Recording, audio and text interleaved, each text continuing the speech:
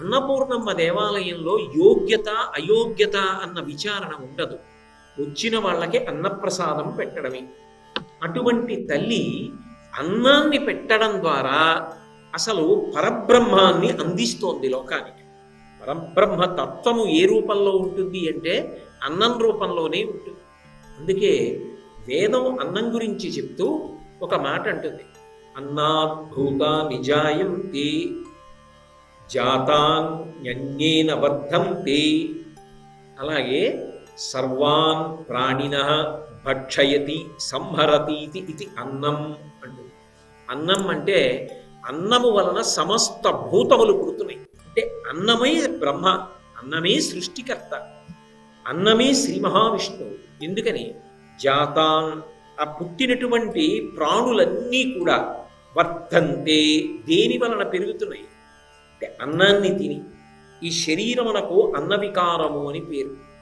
ఇది పుట్టినప్పుడు నాకు ఈ చెయ్యి అంత ఉంటుంది ఉన్నది, కానీ ఇప్పుడు 6 అడుగులు పెరిగింది. దేని చేత పెరిగింది? తిన్న అన్నమే ఈ శరీరంగా మారింది. చర్మము, రక్తము, మాంసము, కొవ్వు, అస్థి, శుక్ల, మేధానబడేటటువంటి 7 పదార్థములతో ఈ శరీరం ఇంత పెద్దదైంది. అంటే అన్నము వలననే కదా ఈ శరీరము నిలబడుతోంది.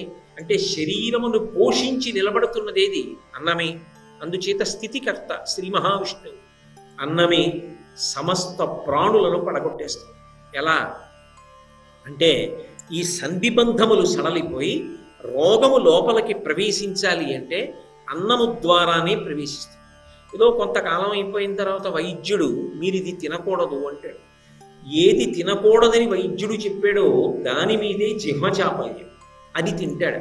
అదే రోగము వృద్ధి పొందడానికి కారణమై చిట్ట చివర శరీరము సంధిబంధములు సడలిపోయి పడిపోవడానికి కారణమవుతుంది. ఇప్పుడు అన్నమే రుద్రస్వరూపమైంది. కాబట్టి అన్నమే పరబ్రహ్మం, అన్నమే సృష్టికర్త, అన్నమే స్థితికర్త, అన్నమే ప్రళయకర్త అయినప్పుడు అన్నాన్ని మించినటువంటి గొప్ప పదార్థం లోకంలో ఎక్కడుంది? మీరు ఎవరికైనా ఏదైనా ఎంత దానం చెయ్యండి, నేను తృప్తి పొందాను అని చెప్తాడు అని అనడం చాలా కష్టం.